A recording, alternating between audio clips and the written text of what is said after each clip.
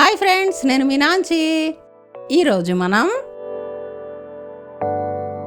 Beetroot పచ్చడి ఎలా తయారు చేయాలో తెలుసుకుందామా? ముందుగా దీనికి కావాల్సిన పదార్థాలు ఏంటో చూద్దాం.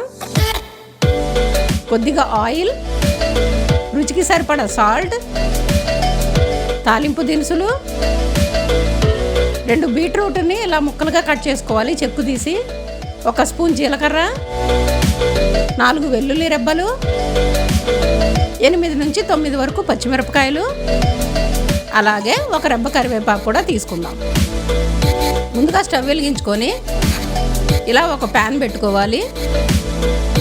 అందులో కొద్దిగా ఆయిల్ వేసుకొని, ఇదిగోండి ఇలా ముందుగా మిరపకాయలు వేసేసి అవి కొంచెం వేగుతూ ఉండగా మనం ఇందులో బీట్రూట్ ముక్కల్ని వేసుకుందాం. ఈ బీట్రూట్ పచ్చడిలోకి కొంచెం కారం ఎక్కువ కావాలనుకోండి, మీరు ఇంకొంచెం మిరగాయలు ఇంకొంచెం ఎక్కువ వేసుకోండి, బాగుంటుంది. ఇలా సిమ్లో పెట్టేసి రెండింటిని కూడా బాగా వేగేలాగా వేయించుకోవాలి. ఈ బీట్రూట్ పచ్చడి రైస్లోకైనా సరే, దోశల్లోకైనా సరే, దేంట్లోకైనా చాలా బాగుంటుంది.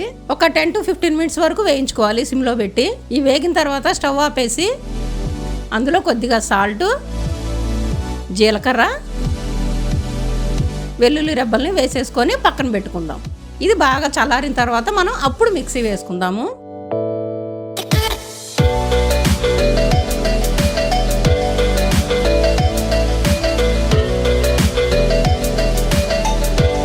మీరు ఇది మిక్సీ వేసుకునేటప్పుడు ఇట్లా మొత్తం అన్ని కలిపేసి వేసేసుకోండి. తర్వాత కొంచెం వాటర్ పోసుకొని మెత్తగా పచ్చడిలాగా వేసుకుందాం.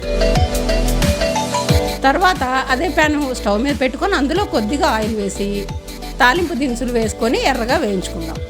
ఇది పచ్చడిలోకి తాలింపు కోసం అన్నమాట. అవి వేగిన తర్వాత అందులో జీలకర్ర కూడా వేసేసి చిటపటమన్నాక కరివేపాకు రెబ్బలు కూడా వేసేసుకుందాం. ఇదిగోండి ఇలా మనం పచ్చడి చేసేసుకుందాం. దీన్ని ఇప్పుడు తాలింపులో వేసుకుందాము. మొత్తం ఇలా కలిసేలాగా కలిపేసుకోవాలి. బీట్రూట్ కర్రీ కానీ, బీట్రూట్ ఇష్టం లేని వాళ్ళైనా సరే ఈ పచ్చడిని చాలా ఇష్టంగా తింటారు. చాలా బాగుంటుంది, మీరు ట్రై చేయండి ఒకసారి. అంతే, బీట్రూట్ పచ్చడి రెడీ. మీరు కూడా ట్రై చేసి టేస్ట్ చేసి ఎంజాయ్ చేయండి. మన ఛానల్ కనుక మీకు నచ్చినట్టయితే లైక్ చేయండి, షేర్ చేయండి, సబ్స్క్రైబ్ చేసి బెల్ ఐకాన్ని క్లిక్ చేయండి.